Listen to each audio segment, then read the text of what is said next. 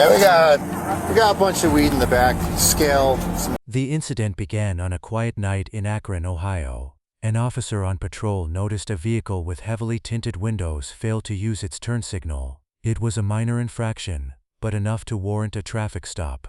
The officer followed the car as it pulled into a well-lit gas station, a move the driver likely made to feel safer under the public eye of the security cameras. The officer approached the driver's side, his body camera recording the entire interaction. The driver, a 24-year-old woman named Kyrie Moore, rolled down her window. The initial conversation was standard procedure. The officer explained the reason for the stop, mentioning the turn signal and the dark tint on the windows. He asked for her driver's license, registration, and proof of insurance. Kyrie provided the vehicle's documents, but then delivered a surprising admission. She did not have a driver's license, not just on her, but that she had never been issued one at all. This immediately raised the officer's level of scrutiny. Without a license, he needed to verify her identity through other means. She provided a name, Montreal Lee, along with a date of birth, and a social security number she claimed she couldn't fully remember. The officer returned to his patrol car to run the information she had given him. The details she provided did bring up a record for a Montreal Lee, complete with a photograph from the Bureau of Motor Vehicles. However, a new problem immediately presented itself. The woman in the driver's seat bore very little resemblance to the woman in the official photograph on his computer screen. The discrepancy was too significant to ignore, shifting the encounter from a routine stop to a potential case of identity misrepresentation. The officer now had to determine if this was a simple case of an outdated photo or if he was being actively deceived. The officer returned to the car and asked the woman to step out so they could speak more directly. He calmly explained the issue, stating that her physical appearance was night and day different from the photo on file for Montreal Lee. He noted that the person in the photo was significantly thinner and had different facial features. We don't know you. Like if you saw the photo, you would understand our concern. Because you look night and day. Everybody say that. You look night and day different than you do in your photo. No. Yeah, like the nose is different, your face is different. Kyrie insisted that she was the person in the photo, attributing the dramatic change in appearance to a simple weight gain over the past 2 years.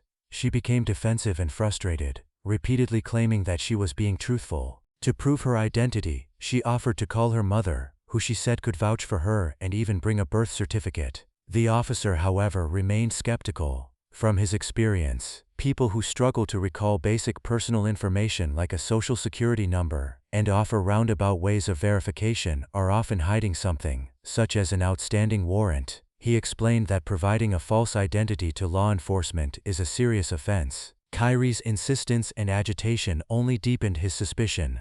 He called for a second officer to come to the scene to provide another opinion on the identity match. When the backup officer arrived, he too looked at the BMV photo and then at Kyrie, concurring that they did not appear to be the same person. The situation grew more tense. Kyrie continued to argue, her frustration mounting as she failed to convince the officers. She tried to use her phone to show them her social media profiles, hoping that photos there would support her claim.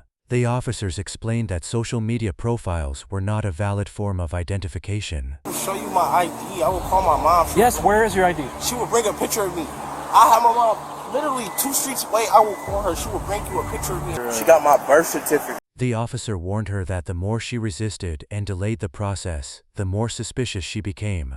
He informed her that she was now under suspicion for misrepresenting her identity. At this point, the male passenger was also asked to step out of the vehicle. He too was questioned about his identity, and while he cooperated, the overall uncertainty of the situation put both occupants under a cloud of suspicion. The officers needed to definitively confirm who these people were before they could let them go. The driver's persistent lying created a scenario where a simple traffic ticket had now become a criminal investigation. With 2 individuals providing questionable identities and the driver's story continuously changing, the officers decided a search of the vehicle was necessary to ensure their safety and to check for any further illegal activity. They informed Kyrie that they were going to search the car. As one officer began the search, Kyrie became increasingly agitated, arguing with the other officer and trying to interfere with his actions. He repeatedly instructed her to stand back and remain calm, but her anxiety was palpable. The search of the passenger cabin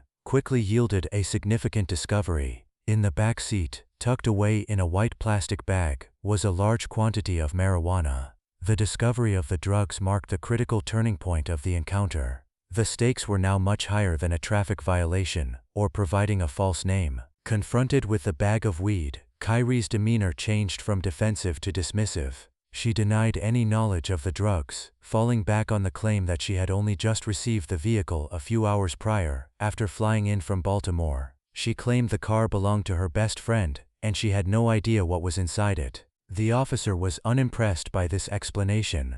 He pointed out that she had been lying consistently since the beginning of the stop and had zero credibility. Lying with him in the same way to make sure that he wasn't. Yeah. So at this point, I'm gonna have you hang that up. Same way to make sure that he wasn't. He explained that she was now complicit not only in the identity deception, but also in the possession of illegal drugs. He placed her in handcuffs, officially detaining her. Her wallet and phones were taken as part of the investigation. The officer made it clear that her persistent attempts to mislead them had led directly to this outcome. With both occupants detained, the pieces of the puzzle began to fall into place. While going through her wallet, the officers found identification that confirmed her true name was Kyrie Moore, not Montreal Lee. The man she was with was the actual Montreal Lee, the person whose identity she had been trying to assume. He was known to law enforcement and had a history involving weapons, which explained their elaborate attempt at deception. Inside the wallet, they also found a large sum of cash bundled with a rubber band. When questioned, Montreal claimed the money in her purse came from his pocket. It came out of your pocket into her purse, bro. No, dude, I don't really trust you.